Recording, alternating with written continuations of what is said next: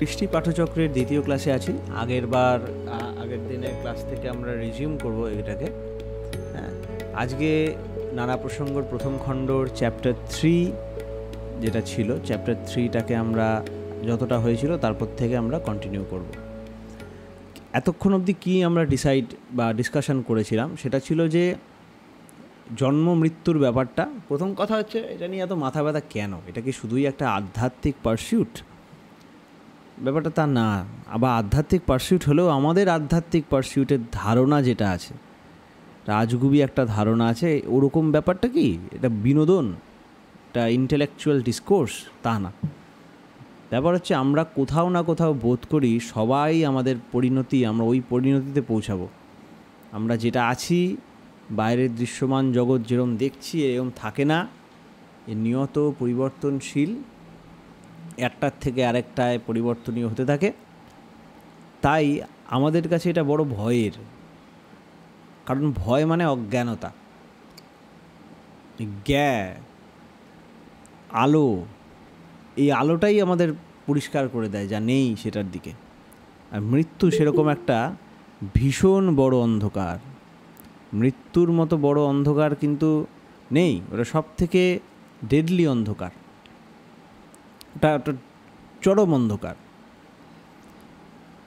এই অন্ধকারটা দেখার দুটো ওয়ে আছে, সেটা হচ্ছে যে জেনেছে সেরকম একজন দরকার, বা প্রথম কথা আলোটা দরকার, জ্ঞানটা দরকার। আবার দ্বিতীয় হচ্ছে আলোটা যাতে আমি দেখতে পারি তার জন্য চোখ খোলাও দরকার। যখন আমরা ধর্মের কথা বলি, ধ্রিয়াতে যা আসা ধর্মা, ওই ধর্মের কথা বলি, ওই ধর্মটা জ্ঞান, ভালো কথা। আর সঙ্গে যে দ্বিজাধিকরণের কথা বলি বা রিলিজিয়ান যেটাকে বলি, ওটা যে নামেই যেরমভাবে অভিহিত করি না কেন, সেটা হচ্ছে ওই যুক্ত হওয়া ওই জ্ঞানটার সাথে। তেমন গড, নলেজ বা রিয়েলাইজেশন যেভাবে হোক না কেন, বা রিয়েলাইজড বিইং আসুক না কেন, তখন তার সাথে যুক্ত হওয়া একটা ইম্পর্টেন্ট ক্রাইটেরিয়া হয়ে যায়। ইট ইজ অ্যাকিন টু, এটা অলমোস্ট সমান চোখ খোলার সাথে আমরা তুলনা করতে পারি। যে নলেজ, সূর্য প্রকাশ এসে গেছে, কিন্তু আমি চোখ খুলে সেটা দেখছি কি? তেমনই মৃত্যু আমরা সবাই কোথাও না কোথাও বোধ করে বসে আছি, যেটা আমাদের সাথে হবে, this is bound to happen.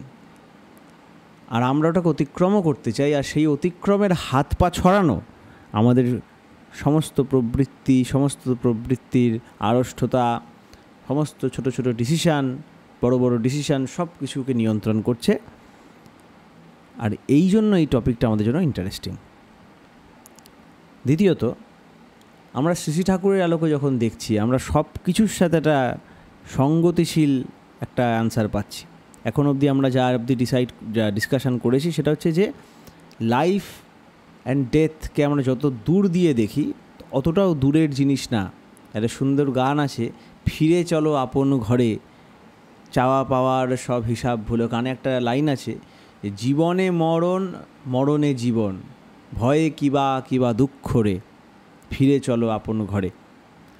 ওইখানে যে মরণে জীবন, জীবনে মরণ, এই অনুভবটা করা এবং এর মধ্যে দিয়ে স্মৃতিবাহী চেতনা বজায় রাখা আমাদের গন্তব্য। আর সেটা থাকে আমাদের মধ্যে মাস্টারি থাকলে, আমাদের ফ্যাকাল্টিগুলোর ওপর যতটা মাস্টারি আসবে, সেই স্মৃতিবাহী চেতনাটা আমাদের মধ্যে ততটা স্ট্রং হবে। আর এই স্মৃতিবাহী চেতনা স্ট্রং হবে, তখন আরেকটা প্রবলেম সঙ্গে সঙ্গে যুক্ত হয়ে যায়, যে আমি একা স্মৃতিবাহী চেতনা নিয়ে গেলেও খুব একটা সুবিধা হয় না। প্রথমত আমার বোধ হয় যে আমি একা বলে এরকম ব্যাপারটা ভুল ধারণা। আমার এই বডিটাই আমি না, আমার একটা এক্সটার্নাল, একটা টোটাল একটা এক্সপ্যান্স আছে, সবাইকে নিয়ে আমার আমিত্ব। মা বাবা হলে একটু বোঝা যায়, বা বোঝা যায় যে আমার একটা ছেলে আছে, বা আমারই অংশ, এরকম একটা ফিল আসে। ওটা জাস্ট একটু ইলিউশনটা কাটে, কিন্তু ক্রমে ওটা একটা মোহতে পরিণত হয়ে তখন আরও প্রবলেম হয়ে যায়, মোহগ্রস্ত হয়ে যায়, তখন আর একটা প্রবলেম স্টার্ট হয়ে যায়। সেটা না করে টোটাল যে অ্যাকচুয়াল ইফালজেন্স, অ্যাকচুয়াল গ্রোথ, সে অ্যাকচুয়াল গ্রোথটা হয় যখন আমরা ঘুমায় ছড়িয়ে পড়ি শ্রী ঠাকুরের হাত ধরে। আর তখন আমরা বুঝতে পারি যে অন্যরও মুক্তি দরকার, অন্যরও নলেজের ওই জ্ঞানটা দরকার। অন্যের মধ্যেও স্মৃতিবাহী চেতনা না থাকলে আমরা মজা করতে পারবো না। চোখের সামনে দেখতে পারবো সবাই মরে যাচ্ছে, চোখের সামনে দেখতে পারবো সবাই হারিয়ে যাচ্ছে, আর আমি একা স্মৃতি নিয়ে রয়েছি। যদিও সেই আমিটা আস্তে আস্তে ছড়িয়ে যায়। এইভাবে আমাদের বিজ্ঞানটা বিকশিত হতে থাকে। আরেকটা জিনিস নিয়ে আমরা ডিসকাশন করেছিলাম যে মৃত্যু ব্যাপারটা কি, খুব জাগতিক ওয়েতে মৃত্যু ব্যাপারটা কি। মৃত্যু মানে আমাদের বডি যেন একটা রেডিও মেশিন, রেডিওর বাক্স। এই বাক্সটা যখন যখন টিউন হয় ঠিক মতো ওয়েভে, ওই যেখানে ওই এটা চলছে যে বক্স অফিসে বা রেডিও কানেকশানে, টাওয়ারে, নেটওয়ার্ক অফিসে 92.7 FM না কি যেগুলো চলছে, গান সবসময় এখনও চলছে, কিন্তু আমার প্রথম মেকানিজমওয়ালা যে বক্সটা, এই বক্সটাকে ঠিক রাখতে হবে আর বক্সটার টিউনিংটা ঠিক করতে হবে, তাহলে অটোমেটিক ওর মধ্যে ওটা পক করে ঢুকে যাবে। ওটা চলছেই, ওটা এখানেও বাজছে, অর্কদার বাড়িতে বাজছে, আমেরিকাতেও বাজছে। যে ওই টিউনিংয়ে টিউনড হবে অমনি ওখানে মূর্ত হয়ে যাবে। আমাদের লাইফ, আমাদের চেতনাটা ওরকম।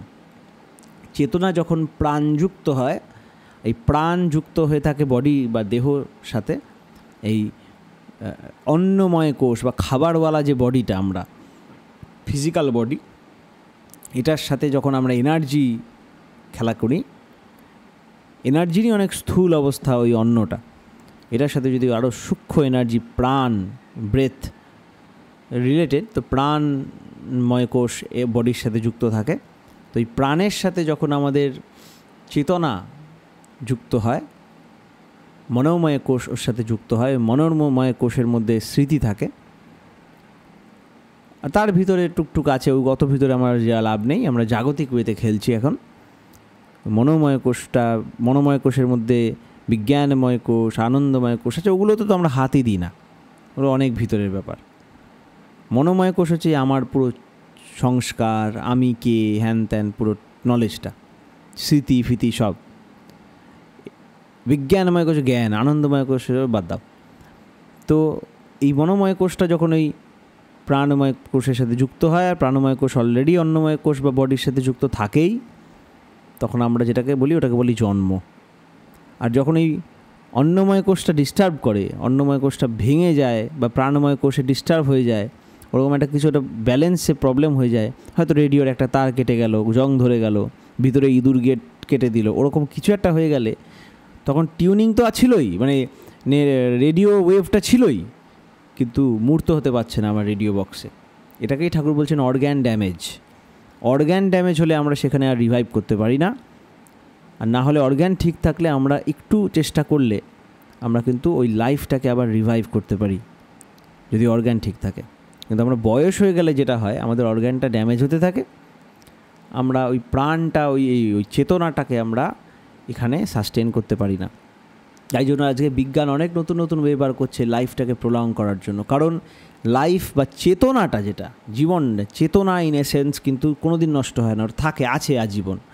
ওটা মূর্ত হওয়ার মতো যদি দেহটাকে আমরা বানিয়ে রাখতে পারি, তাহলে জ্যান্ত থাকবে, নাহলে হবে না। এই অবধি আমরা ডিসকাশন করেছিলাম আরও গভীরতা নিয়ে, তবে একটা খুব বেসিক ইন্ট্রোডাকশান হলো। এটার যদি ডিটেলস জানতে হয় তাহলে আগামী দিনের এপিসোড, এই আগের দিনের এপিসোডটা আমরা যদি দেখে নিই, তাহলে আমরা আবার মনে পড়বে, বা ফার্দার ডিসকাশন তো করতেই পারি। আজকে আমরা কন্টিনিউ করছি যে মৃত্যুর পর ঠাকুরকে প্রশ্ন করা হচ্ছে, মৃত্যুর পর সে করে কি, খায় কি। এখানে মৃত্যু বলতে কি সেটা আগের বার ডিসকাশন হয়ে গেছে, হ্যাঁ, টেলিভিশন, ফটো ট্রান্সমিশন ইত্যাদি, যে ওই বৃত্তির মধ্যে সে অফ হয়, যে হাইয়েস্ট ডিপেস্ট বৃত্তিটা থাকে, বৃত্তির মধ্যে সে অফ হয়, যেখানে ওই রকম ওই ভাবওয়ালা মৃত্যুর ওই ইথার সমুদ্র, ইথার মানে তখন ইথার ল্যাঙ্গুয়েজটা ইউজ করতো বলে ইথার, বোম সমুদ্র বলা যায়। তো এক এক সময় এক এক রকম। তো ঠাকুরের সময় যে ল্যাঙ্গুয়েজটা অ্যালাউড ছিল, ইথার ল্যাঙ্গুয়েজটা অ্যালাউড ছিল, পরবর্তীকালে ইথারটাকে ওই মাইকেলসন মরলি এক্সপেরিমেন্ট বলে একটা ছোটা দিয়ে এরম হয়। তো এই ইথার ফিথার নামগুলো এগুলো তখনকার জন্য যা ছিল, যেমন ঠাকুর এখানে আইডিয়া ওয়ার্ডটা ইউজ করছে, ট্রিমার ওয়ার্ডটা ইউজ করছে, এগুলো আমাদের যুগোপযোগী ওয়ার্ড, তাই জন্য ইউজ করছে। যদি এটা শাশ্বত না, শাশ্বত হচ্ছে এই জ্ঞানটা, এই পদ্ধতিগুলো, এই ওয়ার্ডগুলো, এগুলো ঠাকুর আমাদের জন্য ইউজ করেছেন। ইথার ওয়ার্ডটা সায়েন্টিস্টদের দেওয়া। বেসিক্যালি ঠাকুরের ভাষায় বলতে গেলে এটা বোম, বৈজফলাওকার বোম তরঙ্গ, সেই তরঙ্গের ভব সমুদ্র, সেখানে আইডিয়ার ট্রিমার ঢেউ তুলতে পারে। এগুলোর আমরা ফার্দার এক্সপ্লেনেশন ঠাকুরের অন্যান্য লিটারেচারে আর ভালো করে পাবো।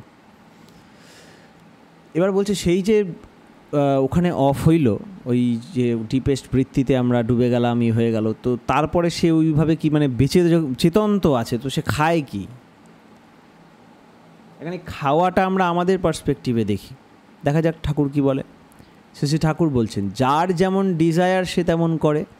ধরুন মৃত ব্যক্তির ইহজগতে একজনের সঙ্গে ভালোবাসা ছিল, তার সম্বন্ধে আবার এমন কতকগুলি বিষয় থাকিতে পারে যা মৃত ব্যক্তি ভালোবাসিত না, যেমন কটু ব্যবহার ইত্যাদি।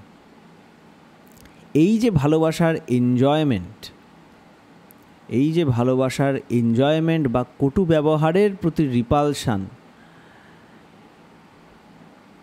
এইগুলি মৃত্যুর পর প্রমিনেন্ট হইয়া ওঠে। এখানে একটা খুব ইম্পর্টেন্ট জায়গা, যে প্রমিনেন্ট হইয়া ওঠে ব্যাপার হচ্ছে এইটাকে ওই স্বর্গ নরক ব্যাপারটা বলা হচ্ছে। আমি যে ভাবের মধ্যে নিমজ্জিত হয়ে হারিয়ে গেলাম, ওখানে তো পসিবিলিটির অনেক লিমিটেশন এসে গেল।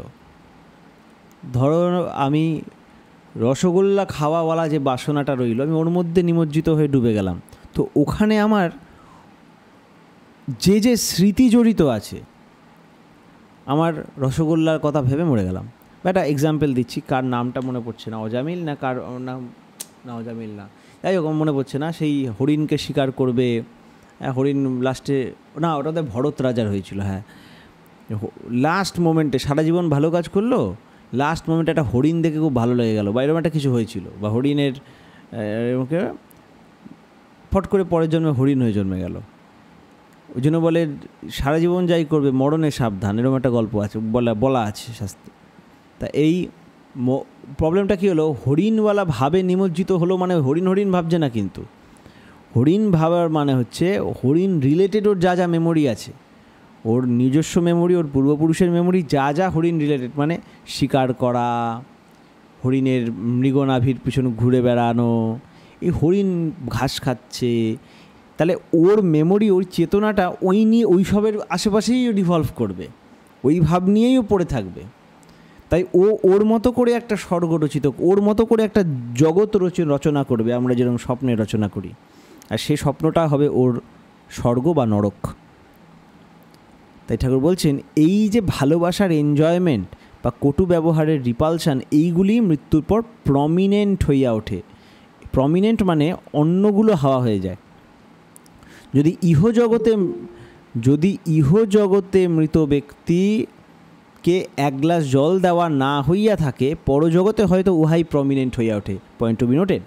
ব্যথা বা সুখ কন্টিনিউয়াসলি হইলে যে অবস্থা হয়, মৃত্যুর পর মানুষ সেই রকম অবস্থা প্রাপ্ত হয়। তাহলে এই জগতে যে পেইন রইল, যে আন্ডারস্ট্যান্ডিং রইল, যেরকম বোধ রইল, যেরকম জিনিসের মধ্যে দিয়ে সে গেছে, ওই বোধটা যখন মৃত্যুর সময় জেগে উঠল, তখন ও কিন্তু ওর মধ্যে নিমজ্জিত হয়ে হারিয়ে গেল, ও বারবার ওগুলো রিপিট করতে থাকবে। অবশ্যই এটা আমরা খুবই চাপের ব্যাপার, একবার বোঝা যাবে না। প্রশ্ন করছেন, ঠিক বুঝতে পারলাম না। শ্রাদ্ধের সময় মৃত ব্যক্তির উদ্দেশ্যে চাউল দেওয়া হয়, তাহা খায় কেমন করি, আর সাধ্যই বা কী?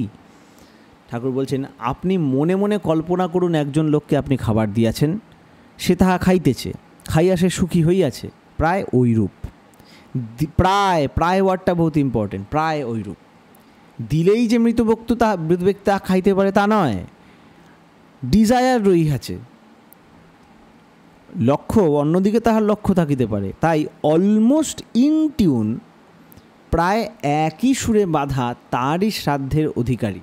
যেমন ছেলে শ্রাদ্ধে করি কি, পারিপার্শ্বিককে খাওয়াই, তাহার মানে ইনিং পজিশনগুলি যাহাতে সুস্থ থাকে তার ব্যবস্থা করি, তাই না? তাহারই জন্য বহু লোককে যদি খাওয়াই, তাহার চেয়ে 5 জন বেদজ্ঞ ব্রাহ্মণকে খাওয়ালে ফল দেবে বেশি। আর আমার মৃতের প্রতি শ্রদ্ধার ইম্পালসগুলি ওই পারিপার্শ্বিকের ভিতর, অর্থাৎ যে পারিপার্শ্বিকে সেই মৃত ব্যক্তির অভ্যুত্থান ও শেষ নিঃশ্বাস বিলীন হইয়াছিল, তাহার ইন্ডিভিজুয়ালগুলিকে সম্ভবত ওই মৃতের গুণগরিমা ইত্যাদি দ্বারা অনুপ্রাণন করা, যেন সে পিণ্ড ধারণ করিতে গেলে যাহাদের ভিতর দিয়া আসে তাহা পাইবে, তাহারা সুস্থ তাহারই ভাবে অনুপ্রাণিত হয়। আর শ্রাদ্ধের উদ্দেশ্যই এই জন্যই বড় ভোজ দেওয়ার এই অনুপ্রাণতার বিপরীত ঘটিতে পারে, এই ভয়েই বোধহয় শাস্ত্রে বহু ভোজন অবিধি উক্ত হইয়াছে। আর নিকট অথচ যাহারা শোকক্লিষ্ট নয়, পয়েন্ট টু বি নোটেড, নিকট অথচ শোকক্লিষ্ট নয় এমন বেদজ্ঞ ব্রাহ্মণ ইত্যাদিকে উপাসনা করিয়া খাওয়ানোর বিধি দেওয়া হইয়াছে, কারণ তাহারা সহজেই সেই মৃত প্রতি শ্রদ্ধা ও সহানুভূতিতে অনুপ্রাণিত হইতে পারেন। পয়েন্ট টু বি নোটেড বলেছেন যে মৃত অথচ শোকক্লিষ্ট নয়। প্রত্যেকটা দেখো কি সুন্দর, প্রত্যেকটা সায়েন্সের সাথে যে সায়েন্স যে সঙ্গতিশীল হয়, এটা এখানে দেখা যাচ্ছে। ঠাকুরের যে কীরকম রিয়েলাইজড ব্যাপারটা কীরকম ধরা পড়ছে, কোথাও কোনো নলেজের সাথে কোনো নলেজ অসঙ্গত নয়, তাই এটা বিজ্ঞান। শোকক্লিষ্ট হলে তার শোকক্লিষ্ট কেন বলছে, ব্যাপারটা হচ্ছে যদি খুবই পরিচিত বা ওরকম একটা মণ্ডলীর মধ্যে থাকে, বা পরিচিত হলেও যদি সে শোকক্লিষ্ট হয়, যেমন কৃষ্ণ মানে সাধু ভোজন, সাধারণত শোকক্লিষ্ট হয় না, এটা গীতাতে পাবে। শোকক্লিষ্ট সাধু জানে মৃত্যু হয় না, হ্যাঁ, মরাটা ওটা ইলিউশন, তেমন তাই সাধুরা পরিচিত হলেও তারা শোকক্লিষ্ট বলা যায় না। হ্যাঁ, দুঃখ পেয়েছে, প্রচণ্ড ভেঙে পড়েছে, কিন্তু সে তো ওই রিয়ালিটির কাছে পড়ে রয়েছে না, তাই তারা অটোমেটিক তারা মৃতের প্রতি শ্রদ্ধাশীল হবেই। শ্রদ্ধাটা কিসের শ্রদ্ধা? এখন আমার সাথে পার্সোনালি তার একটা ঝামেলা থাকতে পারে, তাই না? পার্সোনাল কেন, বিশেষ করে বাইরের লোকজন, অপরিচিত না, কম শোকক্লিষ্ট যারা, তাদের খাওয়ানোর ব্যাপার বলে, কারণ তাতে তারা যেন সুস্থ স্বাস্থ্য থাকে। এখানে একটু ভালো করে আমাদের বুঝতে হবে, এইটা আমি যেই বলবো যারা কম শোকক্লিষ্ট তাদের ডাকা, বা শোকক্লিষ্ট নয় তাদের ডাকা, এটাই অনেকে বলবে ও তার মানে তাহলে আমাদের পরিচিতদের আর নেমন্তন্ন করবো না। ঠান্ডা মাথায়, এটা বলা হয়নি। বহু ভোজন তার কথা বলা হচ্ছে না। যখন পরিচিতদেরও খাওয়াবো তাতে কি হয়, বা তাদের খাওয়ানোটা বড় কথা, মানে হচ্ছে তারা যাতে সুস্থ স্বাস্থ্য থাকে তার ব্যবস্থা করা, কারণ পরিচিতদের সাথেও তার টিউনিং থাকে। এখন বলবে টিউনিংটা কি এখানে আবার, এটা যদি আপনি আরও বৈজ্ঞানিক ওয়েতে জানতে চান, তারও অজস্র পরিষ্কার ব্যাখ্যা আছে, জলের মতো পরিষ্কার ব্যাখ্যা আছে। সেগুলোর জন্য আমরা পার্সোনালি আরও আলোচনা করতে পারি যদি সত্যি ইন্টারেস্ট থাকে, দেখানো যায় সেরকম হয়তো ব্যবস্থা আছে। এবার টিউনিং ব্যাপারটা চাই যে আগের একটু পেজে যাও, যে ওই বৃত্তিতে অফ হইল। এখন বৃত্তিটা তো আকাশ থেকে পড়েনি, অনেক অনেক ঘটনার মাধ্যমে ওই গ্রন্থির রচনা হয়েছে। ওই ঘটনাগুলো ওই ইম্পালসের মাধ্যমে মনের মধ্যে কিছু দাগ ফেলেছে, সেই দাগটাকে আমরা বলি স্মৃতি। ওই স্মৃতি গ্রথিত যে গ্রন্থি, সেখানেই তো তার চেতনা নিমজ্জিত, বা মনোময় কোষ, মাইন্ড, মেমোরিওয়ালা ব্যক্তিওয়ালা মাইন্ডটা নিমজ্জিত হইল। সেই নিমজ্জিত হওয়াতে ওর মধ্যেই ঘোরাফেরা করলো, তাহলে দেখা যাচ্ছে তার সাথে স্মৃতিযুক্ত হয়ে রয়েছে। আর স্মৃতিযুক্ত মানে স্মৃতিওয়ালা যে মানুষগুলো তারা যুক্ত হয়ে রয়েছে, তার মানে আপনজন টাপনজন সব হয়েছে। তাই বলছেন এই যে শ্রাদ্ধে যাদের অধিকার আছে, যেমন ছেলে, এই ওয়ার্ডটা কোথায় গেল, খাইয়া পারে অনুপ্রাণন পিণ্ড ধারণ করিয়া, ওই একটু আগেই যেটা আমরা পড়লাম, হ্যাঁ, যে যেমন ছেলে বলে ওয়ার্ডটা, এই যে শ্রাদ্ধের অধিকারী যেমন ছেলে, কারণ ওই যে ওর মাধ্যমে টিউনড হয়ে আছে। আগেকার সময় দেখা যেত মাছ খেতে আমরা বহুত ভালোবাসতাম, বাঙালিদের মধ্যে মাছ ভালোবাসতাম, মানে মাছটা নর্মাল স্টেপল ফুড ছিল অবশ্যই, বিকজ এই জায়গাটা রিভারাইন প্লেন, নদীর নদীতে কী খেয়ে বাঁচবে। আগে যখন বন্যা আসতো ঘর টর ঢেকে থাকতো জলে আশেপাশে, তো ওই টাইমটা ওরা একটা বড়শি ঘরে রাখতো, বড়শি দিয়ে মেরে মেরে মাছ তুলে রান্না করে খেত, ওটা রীতি হয়ে গেছিলো। তো মাছ আমাদের কাছে একটা মানে অন্যের সমান ব্যাপার হয়ে গেছিলো। ওই জন্য একটা নিয়ম আজও চলে আসছে যে মৎস্যমুখ টাইপের কিছু একটা হয়, শ্রাদ্ধের সময় পরিচিতরা একটা মাছ অল্প হলেও মুখে দেয়। ফিলোসফিটা হারিয়ে গেছে, বাট রীতিটা রয়ে গেছে যে মাছটা দিয়ে, ওটা হচ্ছে কী হলো, ওটা আমি একটু হয়েও সুখ পেয়ে পরিবারের ওই মানুষটা যে ওইভাবে আউট হয়েছে, অফ হয়েছে, সে ওই ভাবটায় অনুপ্রাণিত হবে। আমি এবং আমার আপন পরিচিতরা মিলে এনজয় করলাম একটু কিছুক্ষণ, তাতে তার লাভ হয়, তাদের সে ওইভাবে ভাবিত হয়ে একটা সুখ পায়। যদিও এটা পার্মানেন্ট না, ওই সুখটা আরও হাজারো ওয়ে আছে, আর ওই আছে মাছ, এটা একটা জেনারেলাইজড একটা রীতি দেওয়া হয়েছিল। তো এগুলো খুব বুঝতে হয় ভালো করে। ভুংবাং পট করে মেনে নিলাম, ফট করে মানে শুনে নিলাম, ভট করে এটা কিছু করে ফেলাম, ওরকম হয় না। যাই হোক, এটা আস্তে আস্তে অন্যদিকে ট্র্যাক চলে যাবে। এখানে বলি টলির ব্যাপারও চলে আসতে পারে। যখন দেখছে এখানে ইসলামেও অনেক ব্যাপার স্যাপার ছিল, যখন দেখছে মারবেই এরা কুকুর বিড়ালের মতো সব খাবেই, মাছ মাংস জঙ্গলি জানোয়ারের মতো খাবে এরা, তখন বলছেন যে ঠিক আছে, না হয় একটা খাও, একটা কম খাও, সব খেও না, ছাগল টাগল হালকা খাও, আর সেটা ভগবানকে দিয়ে তারপরে খাও। এই রাস্তার সূত্র ধরে একদিন যদি তোমার চোখ খোলে, এখন এটার মানে যদি ভেবে নেয় তার মানে তো মাংস খাওয়ার রাইট দিয়ে দিয়েছে, তাহলে তো তোমার মাথায় গড়বড় আছে, মানুষ হয়নি। তেমনই এই সাধ্যের এই ব্যাপারটা এসে গেল। আরেকটা কথা বলল, ইনিং পজিশানগুলো ঠিক রাখা। এই ইনিং পজিশান কিন্তু ওই সাধুগুলো না। প্রথম হচ্ছে ওই ওদের দেওয়া, কারণ সাধুতা দিলে তারা অটোমেটিক সেই শ্রদ্ধাশীল হইবে। সেই শ্রদ্ধাশীল হইলে তারা তার প্রতি সেই ভাবগুলো আউটলুক করবে, সেই ভাবগুলো রেডিয়েট করবে, যে ভাবগুলো তার ইনিং পজিশানে তার অফ হয়েছে, যেখানে যে ভাবে চলে গেছে, সে ভাবের সেই বৃত্তি, সেই স্মৃতির সাথে তারা মিশে তারা একটা হায়ার গ্রোথের একটা সম্ভাবনা তাদের মধ্যে দেখা দেবে। আর একটা জিনিস, আমরা সেরকম সোসাইটি, সেই এলাকার সেরমভাবে আমরা যদি সেরকম নবদম্পতি পরিবার তাদের মধ্যে যদি ডাকি এবং সেই পুরনো মানুষটার স্মৃতি, গুণ, গরিমা, গুণ নিয়ে আলোচনা করি, এখানে যদি খুব পরিচিত আর ফ্যামিলির আর সব দুনিয়ার লোকজনকে ডাকি, তাহলে একটা অন্য কেস হতে পারে। তখন তারা ভাববে যে আচ্ছা, ওই তো লোকটা তো বদ ছিল বেশ, ও তো এরকম আমার সাথে এরকম টাকা মেরে দিয়েছে, এই করেছে, হতেই পারে মৃত ব্যক্তির নামে। তাহলে তার ভালোর জায়গায় উল্টে খারাপ হয়ে যেতে পারে, তখন তার ভালোর জায়গায় উল্টে খারাপ হয়ে যেতে পারে। তাই জন্যই বলছে ওই ভুঁড়ি ভোজন করাতে গিয়ে প্রবলেম হয়ে যায়, উল্টে ভুঁড়ি ভোজন করাতে গিয়ে উল্টে হিতে বিপরীত হয়ে যেতে পারে। আর পারিপার্শ্বিককে খাওয়াই, তাহার মানে ইনিং পজিশন যাতে ইনিং মানে এই যে তাহলে নতুন যারা দম্পতি আছে এদের মধ্যে যখন ওই তার প্রতি শ্রদ্ধা জাগানো হয় জানতে অজান্তে একটা আমার সোসাইটির মধ্যে একটা ভাব চালিয়ে যায়, যেখানে তার আবার জন্ম নেওয়ার একটা সম্ভাবনা এসে যায়, এবং আমার পরিচিত মানুষ আমারই আশেপাশে জন্মাক, এর থেকে সুখী জিনিস কি আছে?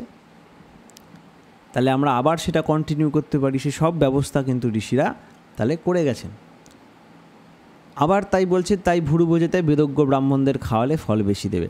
এখানে বেদজ্ঞ ব্রাহ্মণরা ঈশ্বর আরাধনা নিয়ে পড়ে রয়েছে, ও বা লোক সেবা নিয়ে পড়ে রয়েছে, যা চোখের সামনে এবং অভ্যন্তরে রয়েছে তা নিয়ে রয়েছে।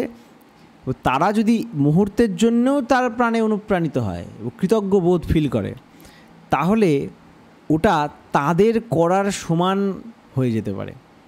তারা যেইভাবে নিমজ্জিত হলো, সেইভাবেও তারা একটা যেন তার ছেলেদের মাধ্যমে সে ঋষি সেবা করলো, নৃযজ্ঞ, ঋষিযজ্ঞ একটা ওটার একটা পার্ট হলো। আর সেটা করে তারা তাদের একটা ঊর্ধ্বগতি লাভ করার সম্ভাবনা অনেকটা বেড়ে যায়। আর সেখানে যদি ওরকম এনলাইটেন বিং চলে আসে, তারা যদি করুণা হয় তার প্রতি, তাহলে তো মজাই মজা। হ্যাঁ, তারা একটা যা খুশি হয়ে যেতে। বহু ঘটনা আছে আজও আশেপাশে ঘটে চলেছে, যারা মানে নিশ্চয়ই ঘটে চলেছে, অস্বাভাবিক কিছু না। প্রশ্ন, আচ্ছা লোকে বলে এই যে এটা এই যে এই সহানুভূতি অনুপ্রাণিত হয়ে, এই সহানুভূতিটাই কিন্তু সহ অনুভূতি, আর সহ অনুভূতি হলে তারা ওই টিউনড হয়ে যায়। যাই হোক, এখানে অতিরিক্ত ভাবদেহ এখন দরকার নেই, আমরা জাস্ট পড়ে রাখি, বুঝে রাখি, এর মধ্যে দিয়ে চলতে আমরা কিন্তু এটার দিকে আস্তে আস্তে খুলে যাবে আমাদের আরও আন্ডারস্ট্যান্ডিং নিশ্চয়ই। তাই এখানে এই যে মনুসংহিতায় নিয়মগুলো করার পিছনে এত সায়েন্স রয়েছে। সৎক্রিয়াং দশকালৌ চ শৌচং ব্রাহ্মণ সম্পদা, এগুলো খুব ফেমাস নিয়ম। এবং একটা বই আছে, কি ছিল, গরুড় পুরাণ। গরুড় পুরাণে এগুলো দারুণ ব্যাখ্যা আছে, ওর জন্য গরুড় পুরাণ পাঠের রীতি আছে। কিন্তু গরুড় পুরাণ তো তারপরে একটা অন্যরকম হয়ে গেল, আমরা বুঝি না। হ্যাঁ, চলো, তখন ঠাকুর বলছেন সাধ্যে, আচ্ছা সাধ্যে ভোজনের কথাই ধরুন, এমনতর কাহারও বিয়োগ হইল যাহার সাধ্যের অধিকারী আপনি। তিনি বেশ বড় লোকই ছিলেন, অতএব তাহার সাধ্য করিতে গেলে বিশেষ সমারোহ ভোজের ব্যবস্থা, হীন যারা খেতে পায় না, দরিদ্র নারায়ণ ইত্যাদি না খাওয়াইলে কি করিয়া চলিবে, লোকেই বা কি বলিবে ইত্যাদির বিবেচনা করিয়া ইতর বিশেষ নির্বিচারে সবাইকে নিমন্ত্রণ করিলেন, সাধ্যমতো সবাইকে খাওয়াইলেন, কিন্তু কাহারও আকাঙ্ক্ষা পূরণ করিতে পারিলেন না। এই হচ্ছে কেস। যথাবিধি উপাসনা করিতে পারিলেন না। এই উপাসনা হচ্ছে ওই অতিথি সেবা। আর অতিথিরা ডিপেন্ড করছে তো, কৃষ্ণকে একটা ভাতের দানা খাইয়ে কৃষ্ণ হ্যাপি হয়ে যায়, আর আমরা কি, আমাদের একটা ভাতের টেস্টে নুন বেশি হয়ে গেলে মুশকিল আছে। সাধ্যমতো সবাইকে খাওয়াইলেন, কিন্তু কাহারও আকাঙ্ক্ষা পূরণ করিতে পারিলেন, যথাবিধি উপাসনা করিতে পারিলেন। তাহারা অসন্তুষ্ট হইল, বলিতে লাগিল বেটা ভারী খাওয়ানেওয়ালা, বেটার অমুক ছিল অমন্তর, তার অমুক আর কি হইবে ইত্যাদি বলিয়া অসন্তোষ ক্রোধে গড়গড় করিয়া চলিয়া গেল, আমি লক্ষাতির সৃষ্টি করিতে করিতে। ধরুন ওই জাতীয় সমস্ত মস্তিষ্কেই মৃত সম্বন্ধে তার ব্যাড অ্যাসপেক্টের যাহা নাকি সে মৃত পছন্দ করিত না, অথচ বাধ্য হইয়া কোথাও কোনো খুঁত করিয়া ফেলিয়াছে, তাই হইলে আলোচ্য বিষয়, চিন্তার বিষয় তাহাদের। তাহারা সেইভাবে অনুপ্রাণিত হইয়া বাড়িতে গিয়া স্ত্রী পুরুষে মিলিয়া উহাই আলোচনা করিতে লাগিল।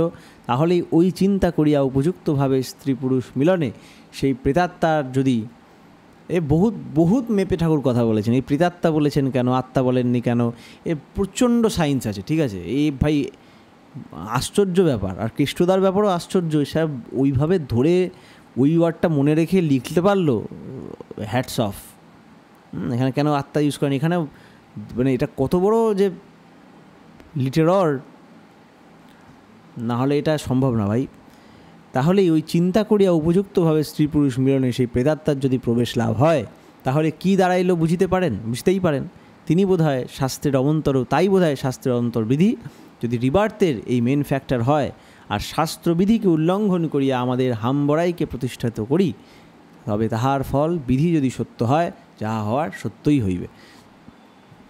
অনেক হিউজ ডেটা একসাথে এখানে দেওয়া হয়ে গেছে। প্রথম কথা হলো, মানে ব্যাপারটা খুব মনে হচ্ছে হড়বড় করে হয়ে গেল। এরকম হড়বড় করে হবে না, মানে আজকেই সাধ্যে কারোর ব্যাপারে চিন্তা করে বাড়িতে গিয়ে ওরম তো হয় না, এই ভাবটা চালিয়ে যায়। একটা খুব ছোট্ট এক্সাম্পল যদি আমি বলি, এই যে পেহেলগাম অ্যাটাকের পরে এই যে আজকে যে সুন্দর অপারেশন সিন্দুর স্ট্রাইকটা করলো ইন্ডিয়া, এটা নিয়ে সবসময় আমরা ভাবছি না, কিন্তু এটা হাইন্ড সাইটে রয়েছে। কালকে রাত্রিবেলা তো তখন তো অ্যাটাক ফ্যাটাক এসব হয়নি, তখন তো নর্মাল তখন সবে এইসব নিয়ে খুব গরম অবস্থা, যুদ্ধ আলোচনা হ্যান ত্যান হচ্ছে। আমাদের ঘরে একটা বড় টুল আছে, ধাম করে পড়ে গেল নিচে। এই যে আওয়াজটা হলো, এটার সাথে ফার্স্টেই মাথায় আসলে এই রে বোম পড়লো নাকি কোথাও। তাহলে এখানে দেখা যাচ্ছে আমি বোমের কথা কেন ভাবলাম, বা বাড়িতে কেউ বোম পড়ে সেটা কেন ফার্স্টে ভাবলো। অবশ্যই এটা অযৌক্তিক একটা হাস্যকর ব্যাপার, বাট ওটা মাথায় আসলো কেন, এমনি দিন তো আসতো না। তাহলে হাইন্ড সাইটে সাবকনশিয়াসে বা প্রিকনশিয়াসে না, সাবকনশিয়াসেই এই আন্ডারস্ট্যান্ডিংটা চলছিল, এর কথাটা বোঝাপড়া চলছে বোনের সাথে। এটা আমাদের একটা এক্সিস্টেন্সিয়াল ব্যাপার, একটা সার্ভাইভাল স্কিল। আর এইটা জন্য এরমভাবেই কিন্তু ভাবের সঞ্চার হয়। আমরা হাইন্ড সাইটে ওই লোকটার ব্যাপারে ভাবতে থাকতে পারি, এবং মনে থাকবে। আজও আমার মনে আছে, আমার ফ্যামিলির মধ্যে আলোচনা যখন সব বড় লার্জার ফ্যামিলিতে আলোচনা হয়, হাসাহাসি হয়, কোন এক দিদির বিয়েতে কোন রান্না খারাপ হয়েছিল হরিশ শাহ, সেটা এখনও মনে, আর সেটা নিয়ে হাসাহাসি হয়। এটা কী করবে, এটা হিউম্যান নেচার। বিয়ে নিয়ে তো মিটে গেল, এবার ইয়েতে কী হবে, সাধ্যতে তো খুব সিরিয়াস ব্যাপার না, সেটা দেখতেই পাচ্ছি কেন সিরিয়াস। এবার অনেকে বলে যাদের সাধ্যই হয় না, যা হওয়ার তাই হয়। ভুল সাধ্য হওয়াটাও তো আরও অন্যদিকে ক্ষতি হতে পারে না। আর এখন ঋষি ফিসি কোথায় পাবে ওরকম, এসব ব্যাপার আছে। হ্যাঁ, তারাও খাবে না, খাওয়াটা বড় কথা না। হ্যাঁ, তারাও খাবে না, ওটা না। ঋষি সেবা অনেক রকম হতে পারে, মিষ্টি দিয়ে হতে পারে, কাপড় দিয়ে হতে পারে, এসব তো ছিল, আছে। সৎসঙ্গ করে হতে পারে, হ্যাঁ, পুজো করে হতে পারে। তা এইভাবে এবার এখানে দেখাচ্ছে যে তাহলে তাহাই হইল আলোচ্য বিষয় আর চিন্তা বিষয়। তখন বললে যেটা সে পছন্দ করিত না, অথচ বাধ্য হইয়া কোথাও কোনো খুঁত করিয়া ফেলিয়াছে। এটাকে তো খাওয়া দাওয়ারের কথা বলা হচ্ছে না এখানটা, জীবনের চলতে ফিরতে যে যে ভুলগুলো করেছে সব রিলেটেড বিষয় বলা হচ্ছে। তাহলে তার প্রতি একটা জায়গায় তার ব্যাড অ্যাসপেক্ট ফুটে উঠলে তখন অন্যান্য জিনিসগুলো ফুটে উঠে, হ্যাঁ ওর বাবাটাও তো কিপটা ছিল, হ্যাঁ ওর তো এই দোষ ছিল সেই দোষ ছিল। এটা যখন ওই সাধ্যর টাইমে ওই সব সময় যখন হয়, যখন সবাই ইন্টেন্সলি ওই চিন্তায় নিমজ্জিত হয়ে আছে, তখন ওই সব ভাষা ফুটে উঠলে খুব চাপের ব্যাপার, কষ্ট পায়। হ্যাঁ, এরকম আমরা দেখেছি যে যে মারা গেছে তার মৃত সব মারা যাচ্ছে বডি নিয়ে, ওই সময়ও তার এসব করতে নেই। ইভেন এটা আমরা একটা কার্টুন মানে অ্যানিমেটেড সিনেমাতেও পাই। রামচন্দ্র যখন শত্রুদের করছে, দাহ করছেন পুরুষোত্তম রাম, তখন জিজ্ঞেস করবে এরা লক্ষণ, সিনেমাটা লেজেন্ড অফ প্রিন্স রাম, ওখানে এরা তো শত্রুরও আপনি এরকম দাহ করছেন, কি ব্যাপারটা কি? উল্টে কত কাঠ ফাট, কত জ্বালিয়ে, কত পরিশ্রম। বলছে মরার আগে অবধি শত্রু ছিল, হয়তো মরার পর শত্রু না। ওই লাইফটাকে তো পাস করাতে হেল্প করতে হবে, শিগগিরই বের করতে হবে, কষ্ট পাচ্ছে, অ্যাটাচড হয়ে রয়েছে এটার সাথে। আর উপযুক্ত প্রণাম মন্ত্র করে ওই করে যখন পড়ানো হয়, তখন তার একটা ওই হায়ার এলিভেশনের একটা চান্স থাকে। এত কত তার খোলা তার কাছে। কিন্তু ওই সময় যখন নিন্দাবাদ করছিল লোকজন, এই তো এই ব্যাটা আমাকে গুলি করেছিল, এই আমার ভাইকে মেরেছিল, তো বলে ওটা হয়ে গেছে, ও মরে গেছে, এখন এটাকে যেতে দাও। এই ছিল পুরুষোত্তমের পয়েন্ট অফ ভিউ, কত হায়ার, আর সেটা মিলে যাচ্ছে ঠাকুরের সাথে। ঠাকুর বলছেন, কেহ কেহ যে বলেন মৃত্যুর পর মানুষ ক্রমশ ঊর্ধ্ব জগতে উঠতে থাকে, তাহাকে আর মর্তে আসিতে হয় না, এই কথা কি সত্য?